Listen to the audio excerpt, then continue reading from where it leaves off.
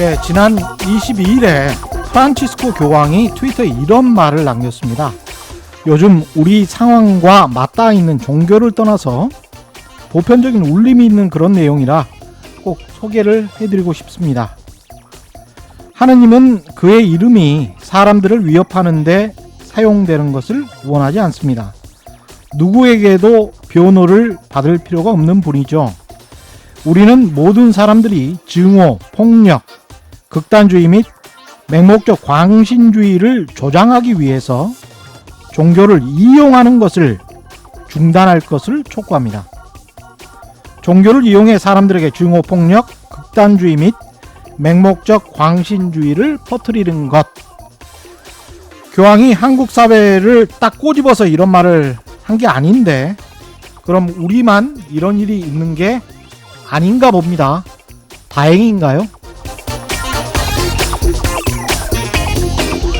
네, 안녕하십니까. 세상에 이익이 되는 방송 최경영의 경제쇼 출발합니다. 저는 진실탐사 엔터테이너 최경영입니다. 유튜브 오늘도 함께 갑시다.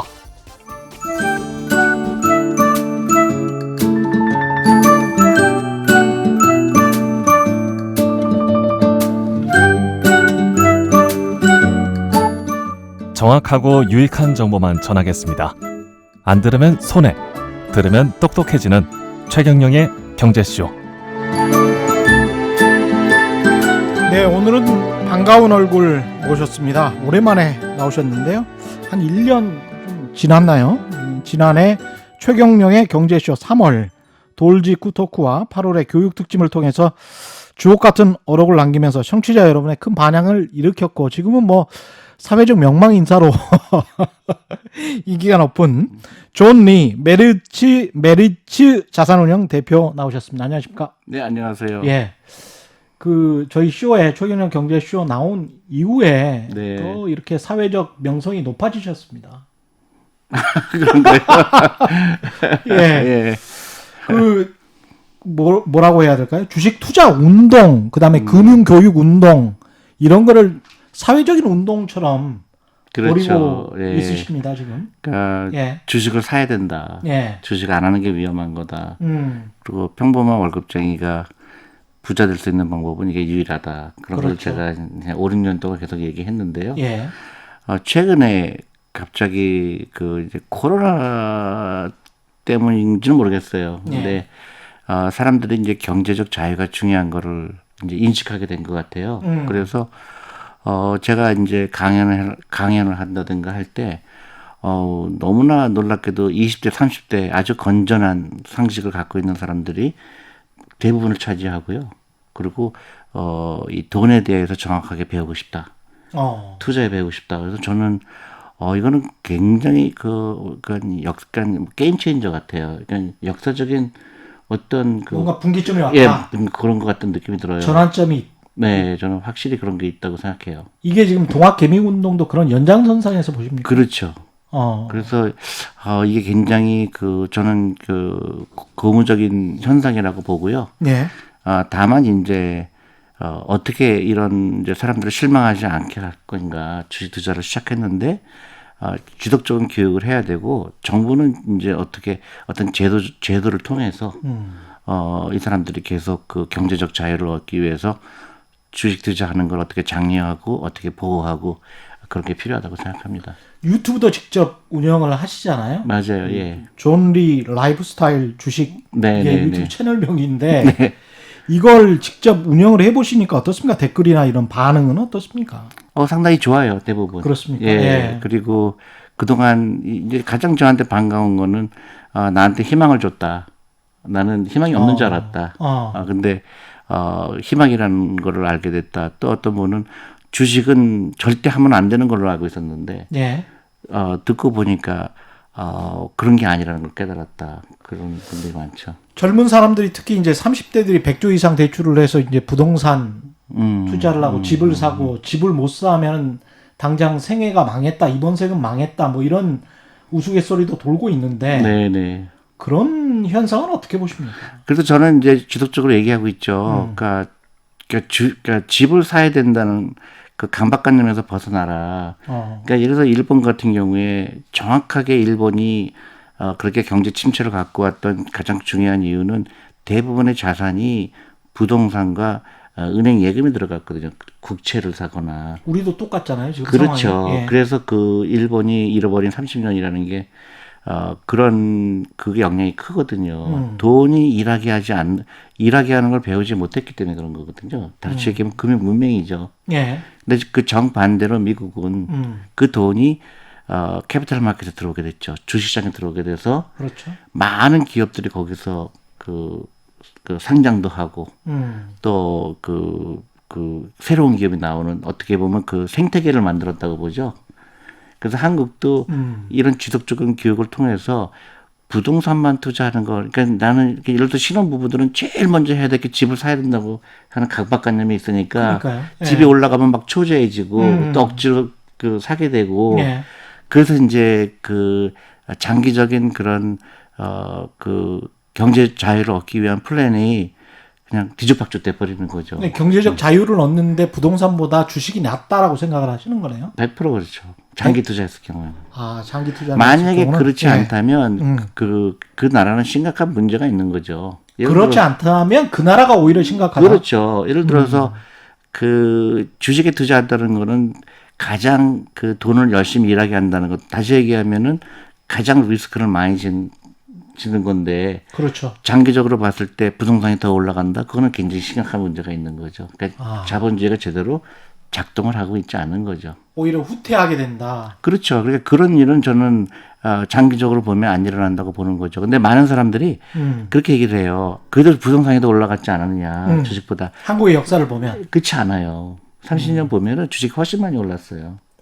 그렇군요. 네. 코스피만 딱 보니까 그럴듯하지만 거기에는 망한 회사들이 많이 들어가 있거든요. 그렇죠, 네. 그렇죠. 근데 예를 들어서 어떤 예를 들어서 뭐 우리가 흔히 얘기하는 삼성전자도 그렇고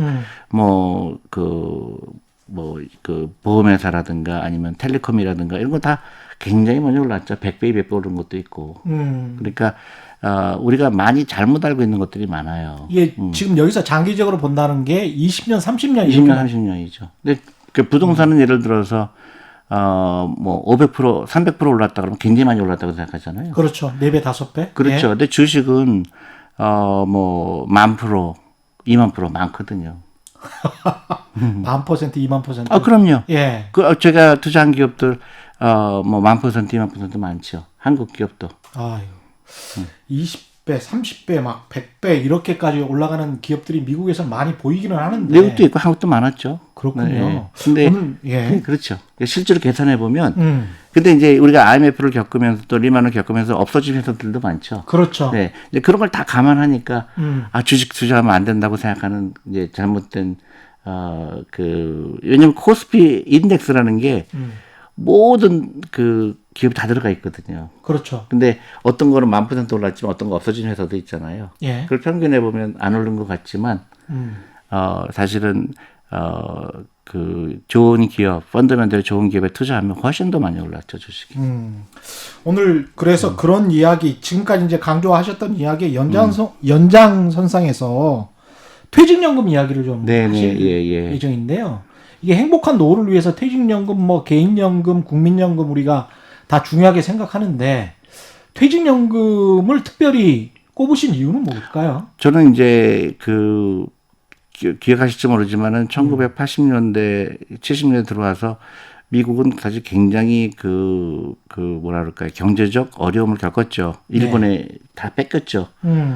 자동차도 뺏기고, 철강도 뺏기고, 시빌딩도 뺏기고, 다 미국은 그래서 미국에서 어떤 일이 있었냐면은 일본을 배워야 된다.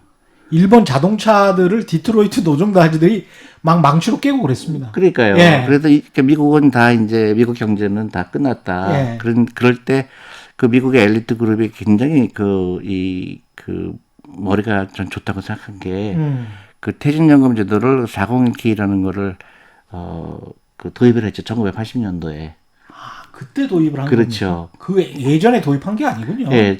1980년도에 401k라는 법을 만들었어요. 예.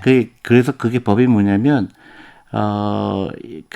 앞으로 미국의 경쟁력은 그런 생태계를 만들어야 된다. 그래서 그 직장인들의 돈 10%에 해당하는 돈을 주식형 펀드에 들어오게 하는 그런 뭐라 그럴까요? 그런 시스템을 만든 거죠. 10%의 퇴직연금을 한 10% 적립을 하는 겁니까? 그렇죠. 그러니까 기업에서도 절반까지는 아니고 이제 회사에 따라 틀려요. 회사에 따라 예, 다릅니까? 예. 우리나라 같은 경우는 절반씩 하는 거죠? 그렇죠. 근데 그렇죠. 예. 근데 이제 그게 401k라는 거는 그 연금의 그거예요. 저기 그 DC형을 얘기하는 거예요. DC형, DC형. 예. 그것도 좀 설명을 해주셔야 될 것 같은데. 그렇죠. 근데 DC형하고 DB형이 있지 않습니까? 그러니까 DB형은 미국도 예. 처음엔 DB형이 대부분이었죠. 1980년도에. 예. 그게 뭐냐면 회사가 관리하는 거예요. 내 퇴직금을. 그렇죠. 퇴직금을. 그러니까 퇴직금 우리가 보통 퇴직금 받잖아요. 그러면 예를 들어서 근무 연수에 따라서 예. 그 월급의 그 몇 배를 주는 거잖아요. 그렇죠. 그래서 가장 최종의 월급 곱하기 이제 근무 연수 예. 곱하. 퇴직금인데 미국도 마찬가지로 그 돈을 그 회사가 알아서 해줬는데 90년대 들어오면서 그 DC형으로 다 대부분 바꾸게 됐어요. 그래서 DB형에서 DC형으로 네, 다 바꿨군요. 그거를 유도를 했죠. 정부가. 그래서 어떤 뭐 세제 혜택을 주고 그다음에 기업이 그거를 저기 매치한다고 그러죠. 예. 그러니까 예를 들어서 저 같은 경우는 회사가 50%를 내줬어요. 내가 예를 들어 만약에 내가 10%를 하게 되면 예. 회사가 5%를 더 줬다든가. 예. 그래서 예. 그다음에 세금 혜택을 받고 하니까 예. 내가 안 하는 게 바보겠죠. 우리도 지금 세금 공제 혜택은 있지 않습니까? 있죠. 있죠. 네. 연말에 공제받는 것. 아니 그거는 이제 퇴직연금하고 좀 달라요. 그건 좀 더 얘기하겠죠. 연금저축펀드라는 제도가 있죠. 그거하고 좀 예, 다르군요. 다르죠. 예. 그러면 지금 말씀하신 것처럼 어느 정도입니까? 10%라는 그러니까 게? 퇴직연금, 예. 그러니까 퇴직연금이 그 과거에는 이제 회사가 해줬는데 이제 DC형을 바꾸게 되면은 이제 내가 관리해야 되는 거예요. 내가? 네, 예. 본인이 주식 투자하는 것처럼? 그렇죠. 이제 그 돈으로 자기가 설계를 해야 되는 거죠. 주식 투자를 하든 펀드에 들어가든 그 펀드를 해야 되는 거예요. 펀드를 해야 돼요. 알아서 하는. 네, 그러니까 네. 매달 적립식으로 펀드에 들어가든 주식 투자를 하든. 주식 투자는 안 돼요. 주식 투자는 안 됩니까? 펀드에 해야 돼요. 네네. 그렇군요. 예. 그래서 미국이 간접 투자 상품 펀드가 이렇게 활성화되는 계기가 된 그래서 거네. 그렇죠. 그게 이제 엄청난 돈이 주시장에 들어오게 된 거죠. 예. 그게 이제 결정적으로 어떻게 되냐면 미국이 다시 경쟁력을 다시 얻게 되는 아주 결정적 역할을 하게 되죠. 기업들도. 예, 왜냐하면 엄청나게 새로운 기업이 IPO 할 수 있는 걸 다 받아주는 거예요. 그 돈이. 예. 그러니까 우리가 얘기하는 지금 뭐 애플이니 넷플릭스니 뭐 아마존도 다 그러니까 생태계가 변한 거죠. 새로운 기업이 상장을 하는데 몇 천조의 돈이 들어오니까 돈이 막 넘쳐나잖아요. 그러니까 그 기업의 경쟁력이 굉장히 세지는 거. 왜냐하면 자금 코스트가 작아지잖아요. 예. 그러니까 자금 조달이 쉬워지니까. 예, 자금 조달이 쉬워지니까. 그러니까 또 어떻게 되냐면 아주 부자가 되고 싶은 사람들이 많아지게 되니까 창업을 젊은 사람들이 하게 되고 그러니까 엄청난 선순환이죠. 경쟁력이 있고 기술력이 있지만 자금이 없는 기업들. 그렇죠. 그다음에 이제 내 그 회사의 시가총액이 커지니까 M&A가 더 쉬워지죠. 내 주당 주가가 올라가니까 예. 기업을 또 사들여서 더 크게 되고 하니까 미국의 M&A 시장이라든가 아니면 IPO를 한다든가 그러니까 새로운 아이디어가 있는 기업들이 쉽게 상장할 수 있게 하니까 그러면서 주가는 계속 올라가면서 그러니까 선순환이 되는 거네요. 그렇죠. 그 예. 40년 동안 이 돈이 꾸준하게 들어오니까 엄청나게 40년 동안 커졌죠. 그러니까 예. 1980년부터 2020년까지의 그 다우지수를 보게 되면 뭐 중간에 이제 여러 가지 리만 사태도 예. 있었고 하지만 결국은 오른쪽으로 우상향하게 됐죠. 그게 우리 같은 경우는 이제 DC형으로 해서 주식형 펀드에 넣는 것을 두려워하시는 분들도 굉장히 많고 그러니까 그런데. 이제 그게 이제 제가 볼 때 동학 개미가 어떤 그걸 마종물이라고 표현을 하더라고요. 예. 그러니까 제가 항상 제가 미국처럼 한국의 퇴직연금 시장이 엄청난 돈이 쌓이고 있는데 예. 그 돈이 주시장에 안 들어오는 거에 너무 좀 안타깝게 생각을 해왔었거든요. 근데 동학 개미가 주식에 관심을 갖게 되는 거는 굉장히 의미가 있다고 보는 거죠. 그러면 그렇죠. 예. 이분들이 이제 자기 퇴직연금이 어떻게 돼 있는지, 그 퇴직연금을 주시장에 어떻게 투자하고 있는지. 미국은 퇴직연금을 만약에 이제 주식형 펀드에 든다면 네네. 그게 국내 펀드, 미국 국내 펀드에만 들 수 있습니까? 아니에요. 자유로워요. 아, 그렇습니까? 네네. 아. 근데 이제 미국 같은 경우는 해마다 그 자산운용사의 직원들이 찾아와요. 아, 어떤 회사에 예, 그래서 그, 투자 설명회 같은 거를 하면 설명을 하죠. 이제 우리 펀드는 이런 장단점이 있고, 그러니까 계속해서 교육을 하죠. 자산운용사가. 그래서, 이거 괜찮겠구나. 예. 그럼 이제 그걸 바꿀 수도 있고, 그대로 가져갈 수도 있고. 그 왔다 갔다 할 때 수수료나 이런 거 때문에 한 번 딱 들면 그래도 계속 가져가는 수밖에 아니, 없는 거 그러니까 아닙니까? 뭐, 그 한정없이 왔다 갔다 할 수는 없어요. 그쵸. 예, 1년에 한 번인가 두 번 할 수 있어요. 제가 잘 기억은 안 나는데, 그렇게 바꿀 수는 없고, 근데 이제 해마다 한 번은 바꿀 수가 있어요. 그것도 장기용으로 이렇게 들어가는 펀드들이겠죠? 그렇죠. 대부분은. 예. 그러니까, 왜냐면 60세까지 못 찾아요. 아, 못 찾습니까? 그럼요. 예. 이건 퇴직연금용이기 때문에 59.5세까지 그 건드리지 못해요. 그러니까 본인이 25세 때 군대 갔다 와서 한국 같은 경우는 그렇게 시작을 한다면 저축식으로 그렇죠. 시작을 한다면 그렇죠.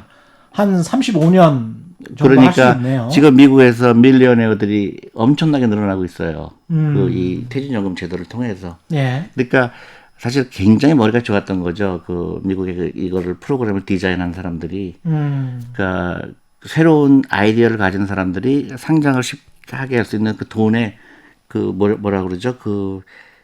돈이 넘쳐나게 한 거죠. 유동성이 넘쳐나게 한 거군요. 그러니까 예. 그 부가 축적되는 거를 다 종업원들이 나눠갈 수 있는 시스템을 만든 거죠. 대신에 기업은 이제 그 기업 지배 구조를 아주 강하게 했죠. 기업 주배 구조를 투명하게 했다. 네, 예. 왜냐하면 그런 월급 받는 사람들의 돈이 막대한 돈이 들어가니까 굉장히 중요하죠. 그 경영진이 딴짓을 못하게 하는 그런. 우리 작년 노년 세대들 같은 경우는 사실 부동산에만 의존해 있고 가계자산 대부분이 뭐 부동산에 있으니까 그게 있는 사람들은 그나마 이제 낫고 없는 사람들은 더 힘들어서 빈곤율이 굉장히 높단 말이죠. 그것 때문에 빈곤율이 높아지는 거예요. 예. 왜냐하면 기업이 이익을 창출하는 거를 보다 많은 사람들이 그 공유를 할 수 있는 시스템을 만든 거죠, 미국이. 만약에 미국에 그 많은 돈이 부동산에 들어갔다 그러면 지금의 미국은 있을 수가 없죠. 역으로 생각해 보면 또 그렇죠. 그렇겠습니다. 예. 그러니까 정확하게 일본이 왜 잘못됐는지를 알 수가 있죠. 일본 사람들은 이거를 이해하지 못했기 때문에 부동산과 채권만 국채만 산 거예요. 그렇죠. 안전하게만 생각을 그렇죠. 한 근데 거네. 그 돈들이 그 이익을 창출했었으면 새로운 아이디어가 나오고 그러면 막대한 새로운 그 유니콘 기업들이 나올 텐데 일본 기업은 안 나오잖아요. 개구리가 따뜻하게 그 데펴지는 물에 계속 있다가 결국은 죽게 되는 그런 그렇죠. 상황이네요. 그래서 저는 예. 이 동학개미를 통해서 특히 이번에 코로나를 통해서 우리가 생각의 혁명이 일어나야 된다고 봐요. 혁명적인 전환이 일어나야 네, 된다. 그래서 우리나라는 어떻게 해야 될 것인가. 앞으로 그런 그 미국식의 모델이 있고 일본이 모델이 있을 때 우리는 어떻게 해야 되느냐. 저는 이 주식시장에 많은 그 건강한 돈이거든요. 퇴직연금 돈은. 왜냐하면 예. 장기를 할 수밖에 없는 돈이잖아요. 그렇죠. 그러니까 이 돈이 본인이 회사 다니는 이상. 그렇죠. 그러니까 회사를 안 다니더라도 딴 데 옮기더라도 아니면 자영업을 하더라도 그렇죠. 이거 네. 꾸준하게 해야 되는 거거든요. 자영업 할 때도 퇴직연금 할수 뭐 이제 IRP라는 것도 있고요. 그렇군요. 예. 그러니까 이거는 무조건 이 돈이 그리고 엄청나게 커지는 돈이거든요. 이 돈을 어떻게 쓰느냐에 따라서 우리나라 국가 경쟁력하고도 아주 직접적인 영향이거든요. 이게 근데 국민연금 있고 개인적으로 연금들은 또 개인연금 국민연금은 이제 그 미국에 가면 소셜 시큐리티라고 해서 그렇죠. 아주 기초 생활이죠. 예. 네, 그건 퇴직연금이라고 볼 수 없고, 음. 그거는 이제 회사 반, 개인 반 내는 거고, 예. 퇴직연금은 이제 퇴직금 대신에 회사가 미리 돈을 줘요. 예, 이거 당신이 알아서 해라. 우리는 여기서 정산을 끝낸 거다. 그게 말씀하신 DC형이죠. DC형이죠. 예. 근데 DB형은 회사가 굉장히 위험한 거예요. DB형을 하고 있는 건 회사가 자기가 책임감이 너무 큰 거예요. 만약에 이 돈 가지고 종업원들을 위해서 투자했는데 투자가 잘못되면은 다 회사가 물어내야 되는 거거든요. 그래서 우리나라의 그 도산한 기업들 퇴직금을 못 주고 사업주들이 망하는 경우들이 아니요, 많아서 이제 지금은 법이 바뀌어서 그렇게는 안 돼요. 그렇게는 안 예, 돼도 이제 지금은 돈을 따로 따로 관리를 적립을 해놔야 되는 거죠. 그렇죠. 그죠? 그렇죠. 그러니까 회사가 잘못되더라도 이제 그런 일은 안 일어나지만 예. 그 돈이 그 채권에 들어간다든가 은행 예금에 들어가 있는 게 이제 가장 마음이 아프죠. 지금 한국이. 한국의 전체 퇴직연금 중에서 대부분 DB형이에요.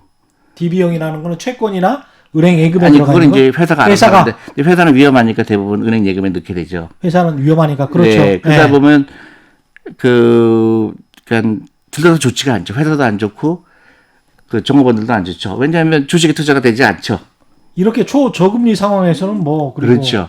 그래서 DC형으로 가서 이제 내가 봤을 때 만약에 내가 젊은 그 종업원이라 그러면 저 당연히 DC형으로 옮겨야 되고요.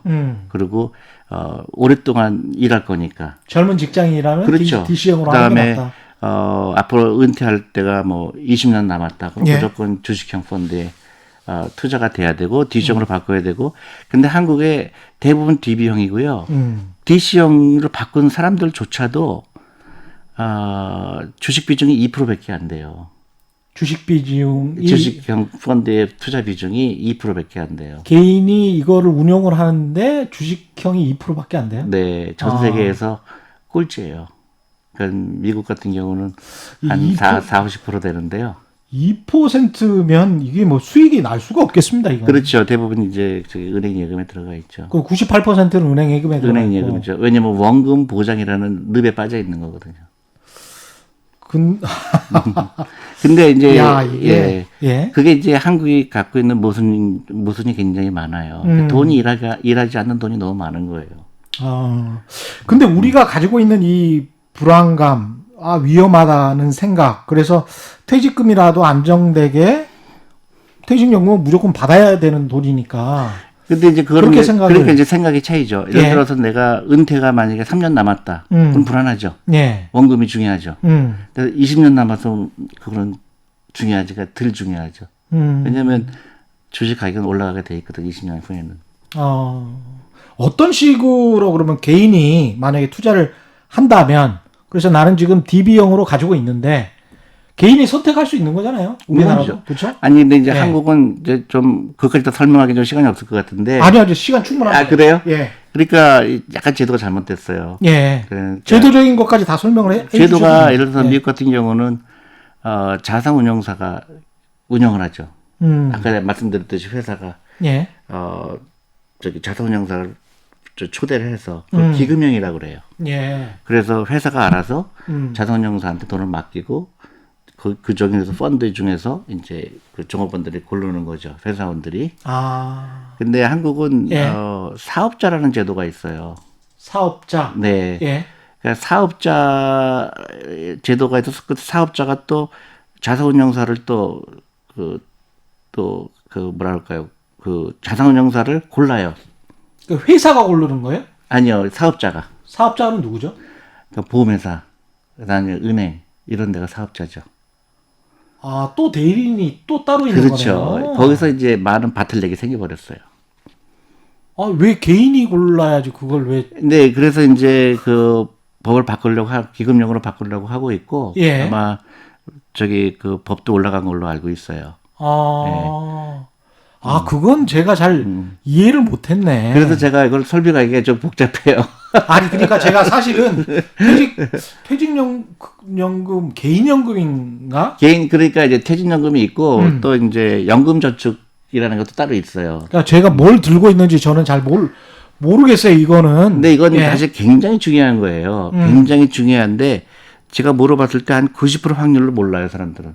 모르겠어요. 한 20만 원씩 얼마씩 들어가는지 모르겠는데 얼마씩 들어가서 뭐 잘 알아서 있겠지 뭐 이렇게만 생각을 하고 있는 거거든요. 그렇죠. 저도. 예. 그래서 그걸 알아야 되고 예. 그다음에 이제 좀 적극적으로 관여할 필요가 있죠. 일단 우리 회사가 DB형하고 DC형을 다 하고 있는지 그것도 알아봐야 돼요. 대부분 DC형이 아예 안 돼 있어요. DC형이 아예 안 돼 안 돼 있는 있는 경우도 굉장히 많아요. 그냥 안전하게 그냥 과거처럼 회사가 알아서 해줄 테니까 그냥 그런데 어차피 관심도 안 가지니까. 근데 DC형이라고 해도 개인이 고르는 게 아니고 보험사나 개인이 고르긴 하는데 예. 그 아까 얘기했던 사업자가 갖고 있는 펀드에 한해서만 고를 수가 있고 그렇게 되는군요. 또 자유롭게 못 고르고. 네네. 그러면 좀 복잡하죠. 그것보다는 기금형으로 해서 회사가 알아서 다 DC형으로 해서 우리가 좋아하는 펀드는 뭐 우리끼리 알아서 몇 개 고를 수 있고 이런 식이 돼야 되는데 그러면 또 그 안에서 또 펀드끼리 경쟁이 생기면서 예. 그러니까 좀 더 좋은 펀드 그거를 이제 굉장히 간편화시킬 필요가 있어요. 아. 근데 좀 복잡해요. 이게 구조적으로. 좀 하나씩 들어봐야 되겠습니다. 예. 우리가 퇴직연금이 지금 어느 정도 규모나 됩니까? 한국이? 한 20조? 지금까지 쌓여 있는 게 네네. 근데 이게 엄청나게 빠르게 한 1000조까지 갈 거예요. 우리 국민연금이 한 700조 원. 네네. 더 커지죠, 이게. 야, 그래서 이것도 국민연금, 이런 퇴직연금 또 연금저축 이거를 어떻게 사용하느냐가 우리 국가 경쟁력하고 직접적으로 연결이 되는 거예요. 퇴직연금이 1000조 원까지 간다면 그걸 진짜 5% 수익만 연 얻을 수 있어도 그것도 그렇지만 그런 돈이 주시장에 들어온다고 가정해 보세요. 그럼 우리 다음 세대들, 우리 젊은 사람들이 창업을 하게 되고 예. 거기에 그 새로 상장되는 걸 다 받아줄 수가 있죠. 그렇죠. 기업 입장에서는 그렇습니다만 개인도 1000조 원의 1%면 10조 원, 5%면 50조 원 아닙니까? 그러면 40조 원이 더 생기는 건데 만약에 수익률이 높으면 아니, 그러니까 수익률이 높을 수밖에 없죠. 어. 네, 그게 이제 그런 새로운 기업이 안 나오는 이유 중에 하나가 예. 주식시장에 돈이 안 들어오기 때문에 그래요. 이걸 뭐 제도적으로 어떻게 바꿔야 됩니까? 지금 그러니까 지금 것처럼? 법이 상정돼 있는 것도 있고요. 그 다음에 이제 이 투자가를 보호하는 법이 많이 생겨야 되고, 그리고 이제 금융 교육을 시켜야 되겠죠. 예. 그 퇴직연금에 대해서 이해를 하게 하고, 내가 은퇴 준비를 하기 위해서 내가 어떤 노력을 하고 있고, 내가 퇴직연금이 얼마 정도 지금 내가 가입이 되어 있고, 내 수익률이 어떻게 되어 있고, 어떤 펀드에 가입되어 있고, 관심을 가져야 되죠. 미국은 너무나 당연하거든요. 근데 이제 기관이나 그 증권사 입장에서도 개인들이 안심하고 자기의 그 퇴직연금을 꾸준히 맡길 수 있는 그런 좋은 펀드를 많이 만들어야 될 텐데. 지금 펀드는 있죠. 다 예. 있어요. 근데 이게 좀 약간 그 유통 구조가 약간 왜곡돼 있다 그럴까요? 그러니까 그 돈이 그냥 어차피 그 일하는 사람들도 관심이 없으니까 어떻게 되겠지 하니까 예. 수익률이 낮아도 그냥 그대로 갔던 거고 아무리 얘기를 해도 사람들은 잘 먼 얘기 같고 예. 또 이제 내 마지막 퇴직연금이니까 원금 보장이 제일 중요하지 또 그런 잘못된 생각을 갖고 있었고 이게 다 이제 그런 게 다 종합적으로 그 한국의 금융시장이 굉장히 낙후되어 있었는데 이제 코로나 사태를 통해서 사람들이 이제 그 경제 독립, 노후 준비 이런 게 중요하다는 걸 깨닫게 됐고 젊은 사람들이 주식 투자에 들어왔는데 이건 굉장히 좋은 현상이라고 보는데요. 이거를 이제 정부가 어떻게 하는지, 그다음에 국민들이 이걸 어떻게 개개인이 나하고 어떻게 연관성이 있는지 주식 투자 갑자기 하면 힘들잖아요. 예. 퇴직연금부터 알아보고 그다음에 퇴직연금에 내가 DC형으로 가 있는지 내가 다니는 회사가 DC형을 갖고 있는지 그것도 알아봐야 되고 없다 그러면 요구를 해야 된다고 보는 거죠. 근데 저 궁금한 게 개인이 계속 꾸준히 뭐 30만 원씩 50만 원씩 이렇게 넣는다고 쳐요. 매달. 그렇게 넣는데 그 펀드가 일정한 어떤 뭐라고 해야 되죠? 어떤 수익을 얻을 수 있을 것이냐. 그렇게 꾸준한 펀드일 것이냐. 이런 걸 어떻게 식별할 수가 있나요? 그러니까 주식 비중이 높은 펀드를 골라야 되죠. 레코드 자체가 그런. 왜냐하면 그래야 내 퇴직연금이 앞으로 20년 동안 일을 해야 되는데 가장 열심히 시키는 게 결국은 주식에 투자한 펀드가 가장 일을 열심히 하는 거죠. 만약 그 돈이 은행에 있다 그러면 20년 있다가 거의 원금에 얼마 차이 없잖아요. 그렇겠죠. 예. 네. 근데 말씀드렸지만은 20년 동안 투자했을 때 그 내가 투자한 주식형 펀드가 되게 수익률이 낮다. 그건 좀 상상하기 힘들어요. 그렇습니까? 네. 무조건 왜냐하면 보십니까? 그게 자본주의 기본이죠. 회사는 계속 수익을 창출하려고 하는데 예. 거기에 내 돈이 투자가 돼야 되죠. 근데 이제 우리나라 사람들의 그 주식에 대한 그 두려움, 일본도 굉장히 비슷해요. 예. 일본도 그 두려움 때문에 다 국채만 갖고 있거든요. 지금 당장 그러면 마이너스 성장인데도 국채만 갖고 있잖아요. 그렇죠. 지금 당장 그러면 DB형 아까 뭐 은행 예금이나 채권에만 투자한 DB형과 DC형은 수익률의 차이가 지금 어느 정도 있습니까? DB형은 수익률이 상관이 없어요. 예. 공식이 다 돼 있어요. 내가 그러니까 defined benefit이라는 거거든요. 아, DB형이. 그렇겠네요. 그러니까 내가 퇴직하게 되면 예. 얼마 준다는 계산이 나와 있죠. 그러니까 나는 상관할 필요가 없어요. 은행 이자 정도. 아니요. 맨 마지막 월급이 내가 얼마냐가 중요해요. 예. 예. 근데 내가 월급이 예를 들어서 뭐 1년에 뭐 많이 오를 것 같다. 그럼 DB형이 유리할 수 있어요. 그렇죠. 내가 뭐 1년에 10%씩 올라간다. 예. 그러면은 DB형이 유리할 수가 있어요. 근데 아마 그렇지 않을 거예요. 그러니까 맨 마지막에 월급이 예. 계속 올라가는 사람이면은 DB형이 유리하고. 그럴 수 있죠. 근데 회사로서는 굉장히 벅차죠. 그러니까 회사 중역 같은 분들은 DB형이 유리하겠네. 아니, 근데 중역 될 때는 이미 이제 퇴직금 받는 건가? 그렇죠. 그럴 가능성이 크죠. 예. 그렇군요. 그러면 만약에 내가 젊고 음. 그 이제 앞으로는 그 인플레이션 정도의 월급 인상이 안 될 거거든요. 예. 근데 인플레이션이 거의 안 일어나잖아요. 그렇죠. 그러니까 월급 인상은 별로 없을 거예요. 어. 그러니까 미국처럼 이제 더 그 어그리스브하게 투자가 돼야 되죠. 좀 궁극적으로 투자가 돼야 되겠죠. 이게 법적으로 DC형이 좀 더 활성화되기 위한 어떤 제도적인 보완점 같은 것들이 그러니까 뭐가 지금 있습니까? 정부도 많이 고민을 하고 있는 걸로 알고 있어요. 예. 그래서 이 주식 비중을 늘려야 되는데 어떤 유통 구조에 변화가 필요하고 아까 말씀하신 예, 꼭 뭐 모르겠어요. 갑자기 어떻게 바꿀 수 있는지 모르겠는데 저는 기금형으로 바꿔야 된다는 건데요. 그러니까 그러니까 미국 같은 경우는 회사마다 자기의 그 퇴직연금 프로그램이 있어요. 예. 그래서 프레젠테이션 다 받고 회사 자체에서 그 기금을 운영하고 자사운용사를 그 커미티에서 골라요. 예. 근데 한국은 그 사업자 제도라는 게 있어요. 그래서 보험회사나 아니면 큰 자본금이 큰 회사가 관리를 하는데 그 유통에서 이제 제대로 그 일하는 사람 그 종업원까지 연결이 안 되고 있죠. 그 말씀이 잘 이해가 안 돼요. 그게 종업원이라는 게 이제 직장인 예를 들어서 아까 일반 얘기했잖아요. 개인 직장. 많은 사람들이 일반 예. 직장인들이 관심이 없으니까 사업자가 알아서 하잖아요. 그러면 맡겨놓은 사업자가 예. 맡겨놓은 사업자가 가령 증권회사다. 뭐 증권회사일 수도 있고 보험회사다. 아니면 은행일 수도 있잖아요. 예. 근데 내 입장에서 제일 중요한 거는 뭘까요? 원금만 안 하면 되잖아요. 원금만 손에 안 보면 나는 비즈니스가 되잖아요. 원금 플러스 이제 알파가 얼마냐 이게 중요하겠죠. 예. 근데 사람들이 제일 관심 있는 건 원금 보장이니까. 예. 근데 만약에 우리가 한다 그러면 원금 보장에 얘기하면 그렇게 하면 안 된다. 이렇게 하셔야 된다. 적극적으로 할 거 아니에요.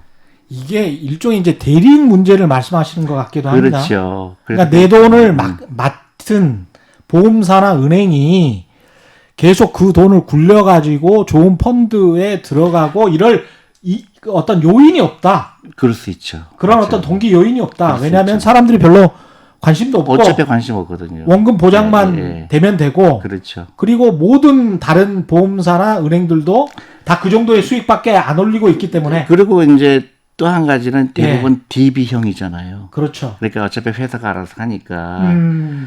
그러니까 그 돈이 주시장에 못 들어오는 거예요. 그렇구나. 네. 근데 예. 예를 들어서 이제 기금형으로 되면 경쟁이 생기게 되죠. 그 돈을 경쟁을 시켜라는 말씀이네요. 경쟁시켜야 되죠. 정모가 해야죠. 이거 주식, 내가, 저 같으면은, 만약에 20대에 그 회사원이면, 돈 이렇게 하면 안 된다. 주식 비중을 적어도 70% 가져가야 된다.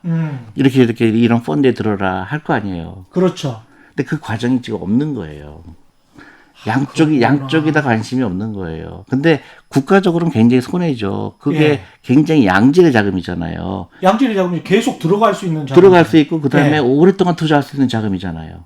그렇죠. 기업 입장에서도 훨씬 더 좋고. 기업 입장은 당연히 좋고 예. 개인 입장에서도 그 내 돈을 맥시멈으로 일을 시킬 수가 있잖아요. 내가 만약에 30세면 25년을 투자해야 되는데 그 돈이 은행 예금에 있으면 안 되죠. 그럼 결국은 게으르게 놀고 있는 돈이 있는 것이고 엄청나게 많은 거죠, 우리가. 그 게으르게 놀고 있는 돈을 운영하는 어떤 은행이나 보험사들이 그쪽에 별로 관심을 안 갖는다. 가질 왜냐하면 필요가 없죠. 소비자들이 요구하지도 않고 그렇죠. 법적 제도적으로 그렇게 하라고 요구받지도 않았기 때문에 그렇죠.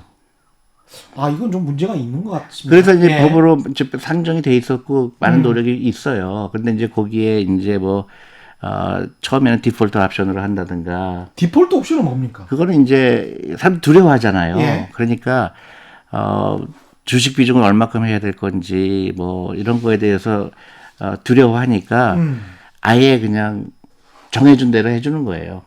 그냥 걱정하지 마라. 우리가 저 어떤 컴퓨터를 사면 디폴트 맞아요. 디폴트 값처럼 그렇죠. 그러니까, 기본 값으로 뭐 주식 40% 뭐 그렇죠. 채권 맞아. 30% 정확하게 맞아. 나이에 따라서 아. 이제 주식 비중을 조정해 주지만 직접 하려고 하지 말아라. 우리가 다 알아서 해줄 테니까. 이제 그거를 도입하는 이제 그것도 논의가 되고 있는 걸로 알고 있고요. 예. 여러 가지 방법으로 일단 잠자는 돈들을 어떻게 사용하느냐가 앞으로 대한민국의 미래를 결정한다고 보면 되죠. 아, 근데 그거를 결정하고 내가 선택을 하려면 그만큼 금융 교육이 좀 돼 있어야 되겠습니다. 직장인들. 그렇죠. 그래서 제가 각 기업마다 강연도 하고 아. 제일 예. 중요한 거는 퇴직연금을 내가 어떤 퇴직연금을 뭘 갖고 있는지부터 알아라. 내가 가지고 있는 저도 사실은 직접 저 주식 투자를 하기 때문에 퇴직연금 별로 신경을 안 썼어요. 이게 뭐 얼마 들어가는지도 잘 그러니까 모르고. 제일 먼저 그걸 신경을 써야 되고 예. 또 주식 투자 직접 하기보다는 연금저축펀드라는 제도가 또 있잖아요. 굉장히 좋은 제도예요.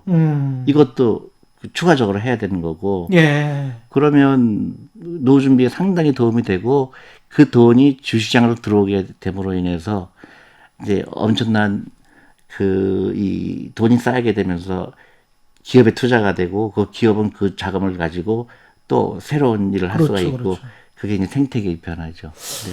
최경련의 경제쇼에서 그 배당주 이야기 많이 했었는데 뭐 연 한 4% 주는 배당주들 우리나라에도 꽤 많다. 생각해 보니까 은행 이자 뭐 1% 받는 것보다 차라리 그러면 탄탄하게 갈 수 있는 배당주 펀드 같은 거에 투자할 수도 있고 그런 방법도 있을 수 있겠습니다. 그럼요. 예. 예. 그리고 부동산도 굳이 투자하지 말고 뭐 위치에 투자해도 되고 또 여러 가지 방법이 생기죠. 아. 그 돈이 이제 일하기 시작하는 거죠. 그러면 대한민국은 저는 엄청난 시장이 될 거라고 생각해요. 내가 들어간 퇴직연금이 지은 빌딩이 저 빌딩이야. 저 빌딩에서 지금 뭐 이렇게 비즈니스가 그렇죠. 잘 되고 예, 있어. 예, 뭐 예, 이렇게도 생각할 수 있겠네요. 그렇죠. 리츠 펀드에 많이 들었다면. 그렇죠. 그러니까 다양한 펀드를 이제 자산운용에서 소개를 하고 그러면 이제 그 회사원들은 나름대로 포트폴리오를 정할 수도 있고 근데 그게 싫으면 디폴트로 가는 수도 있고 우리나라가 그 정부에서 하는 뭐 뉴딜 정책 같은 네네네네. 그런 인프라 사업 같은 거에 이 퇴직연금을 결합시키는 그런 방법은 어떻게 생각하십니까? 아니요, 그건 이제 이제 자산운용사가 그러니까 정부가 하면 안 되고요. 예. 자산운용사가 대신 그거를 이제 면밀히 검토해서 이게 사업성 같은 거 사업성이 검토해서. 있느냐 없느냐 판단해서 하는 거죠. 뉴딜을 어떻게 좀 약간 광범위한 얘기인데 어떤 예를 들어 다리를 놓는다든가. 그렇죠. 그러면 다리를 놓게 되면 그 돈을 받잖아요. 그렇죠. 그럼 그거를 돈을 받았을 때 충분히 1년에 뭐 6% 벌 수 있다. 그럼 예. 당연히 퇴직연금에 들어갈 수 있죠. 우리가 고속도로 통행료 내듯이 뭐 그런 거 하잖아요. 그럼요. 그러니까 지하철. 외국 기업이 들어와서 돈 버는 것보다 퇴직연금에 들어가서 그 수익을 창출할 수 있다 그러면 은행에 자는 잠들이 일을 하기 시작하는 거잖아요. 그렇죠. 그렇죠. 그렇게 해서 돈 벌어간 외국 기업들 많거든요. 그렇죠. 예. 우리나라 돈은 퇴직연금이 그런 양질의 돈이 놀고 있는 사이에 외국 자본은 들어와서 돈을 벌어 가는 거예요. 그렇죠. 그래서 정부는 돈 없다고 그 사람들 외자를 끌어다 그렇죠. 썼었는데 그렇죠. 돈이 사실은 있네요. 그럼요. 그러니까 그게 우리 한국에서 지금 노는 돈들이 너무 많은 거예요. 저는 또 하나 얘기하는 게 예. 제가 올 때마다 사격비 얘기하지만 예. 사격비 1년에 30조예요.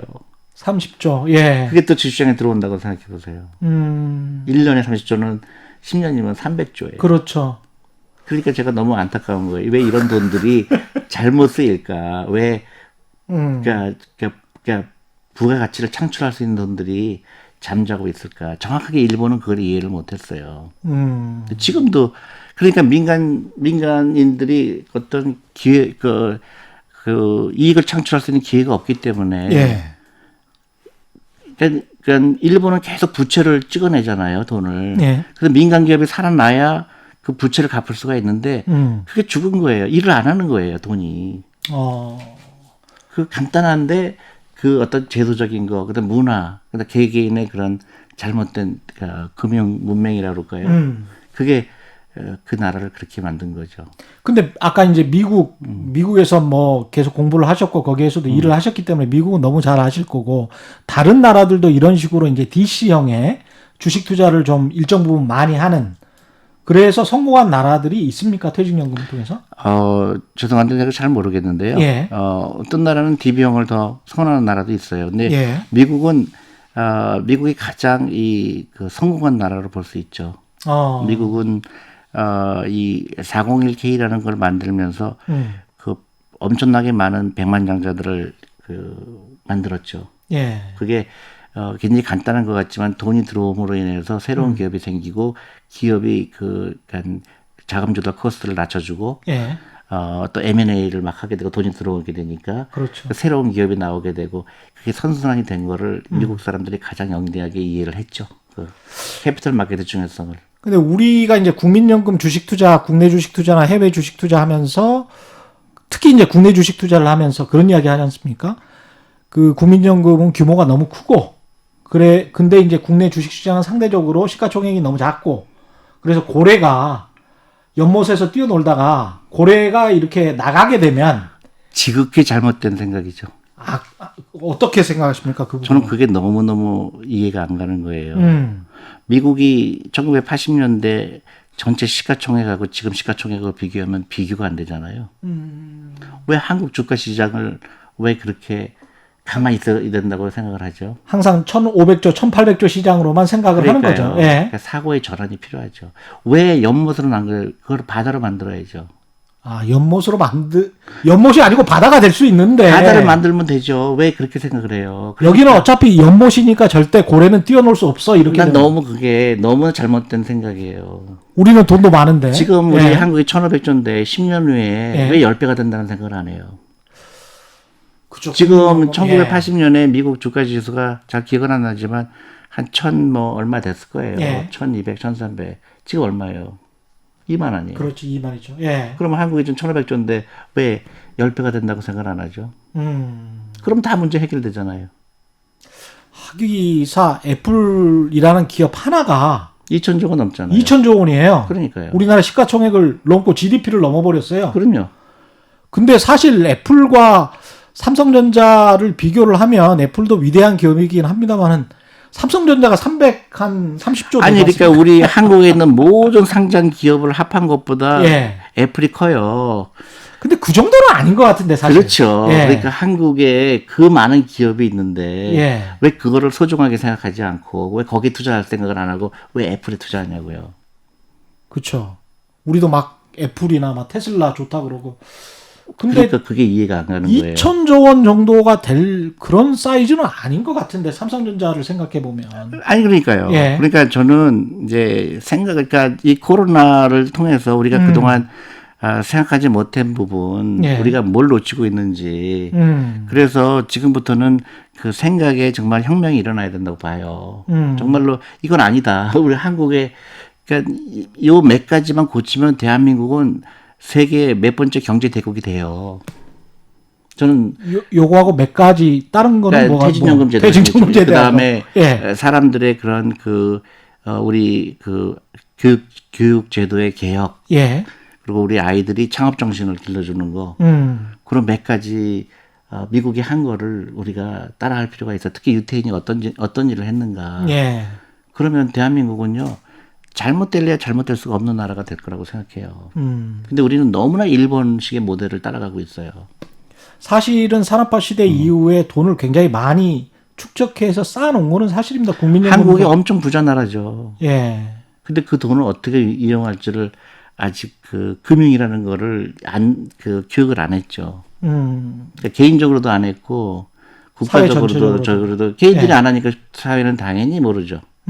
그래서 금융 교육이 필요한 이유가 그거예요.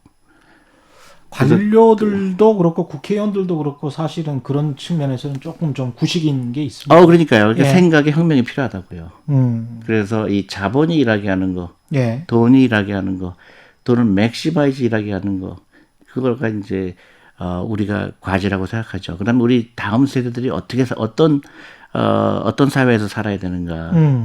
그러니까 일본처럼 앞으로 20년 후에 일본처럼 살 것인가, 예. 아니면 미국의 유태인처럼 살 것인가, 지금 중요한 기로에 와 있다고 보죠. 그러니까 탄탄한 제조업은 유지하면서도 플러스 금융은 발전시킬 필요가 있다. 아니요, 제조업이 발전하려면 금융이 발전하지 않으면 갈 수가 없어요. 그래, 금융은 피거든요. 예. 피를 조달하는 거거든요. 그렇죠, 그렇죠. 그러니까 제조업에 발달할 수가 없죠. 이 금융의 서포트가 없으면. 그렇습니다. 아, 근데 우리는 예. 자꾸 해외 투자하겠다 그래요. 그래서 해외 기업 도와주겠다 그래요. 그렇죠. 그것도 뭐. 그러니까요. 그러니까 왜 한국의 자본시장을 왜 연못으로 놔두냐 이거예요. 그렇습니다. 예. 바다로 만들어야죠. 강으로 만들고. 예. 그래서 뭐 좀 뭐 불투명한 게 있다 그러면 더 투명하게 하고. 그러니까 투명성이 굉장히 중요하고 앞으로는 이제 정말로 한국의 자본주의가 이제 1단계 상승하려면 그런 몇 가지 법적인 그런 제도를 고치고 주식에 투자하는 걸 당연히 여기고 예. 또 우리 젊은 사람들은 창업을 하기를 원해야 되고 예. 그게 다 선순환이죠. 그러면 애도 많이 낳죠. 알겠습니다. 아, 오늘 또 좋은 말씀 많이 해주셨고요. 마지막으로 이제 불확실성의 시대긴 합니다. 국민연금, 퇴직연금 뭐 이런 것 외에 개인적으로 지금 같은 상황에서 이제 코로나19 이후에 많이 떨어졌다가 많이 올랐습니다. 어떻게 해야 됩니까? 개인 투자자들한테 좀. 근데요, 이제 주식이라는 거에 예. 대한 이해가 필요한데, 예. 좀 많은 사람들이 저한테 물어봐요. 이거 오른 것 같은데 어떻게 해야 되냐, 또. 빠져나와야 되는 거 아니냐. 팔아야 되냐, 또, 일단 팔았다가 내려가면 더 사야 되는 게 아니냐. 근데. 유혹이 들 만한 시기잖아요, 지금이. 그러니까요. 예. 그러니까 주식을 어떻게 버느냐. 주식 투자하는 이유는 제가 누차 얘기했지만, 노후 준비예요. 노후 준비다. 네, 그럼 예. 노후 준비가 나온 30년 남은 사람이 왜 오늘 내일을 걱정을 해요? 30년 후를. 난 너무 그리고 내가 알 수가 없어. 나도 몰라요. 근데 왜 모르는 걸 알려고 할까? 당장의 미래는 알 수 없죠. 그렇죠. 내가 알 수 있는 예. 거는 그게 이제 그 변동성과 위험의 차이를 몰라서 그래요. 사람들은 변동성을 맞추는 걸 주식 투자라고 착각을 해요.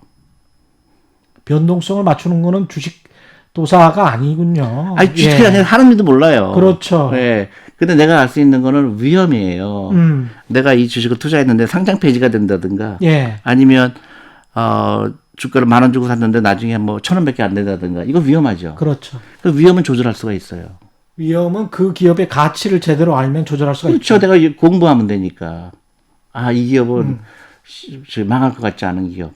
그리고 운이 좋으면 어떤 기업은 10배도 되고 20배도 되고 하는 그런 예. 업사이드가 있죠. 그게 주식 투자죠. 네. 알겠습니다. 예. 자꾸 타이밍을 맞추려고 그래요. 예. 시점을 생각하지 말아라. 예, 시점은 마켓 타임이라고 하는데요. 그거는 절대 하지 말아야 되는 거예요. 알겠습니다. 여기까지 듣겠습니다. 네. 오늘 말씀 감사하고요. 지금까지 존 리 메리츠 자산운용 대표와 함께했습니다. 고맙습니다. 네, 고맙습니다. 예, 저희가 준비한 최경영의 경제쇼는 여기까지였습니다. 지금까지 세상에 이익이 되는 방송 최경영의 경제쇼였습니다. 고맙습니다.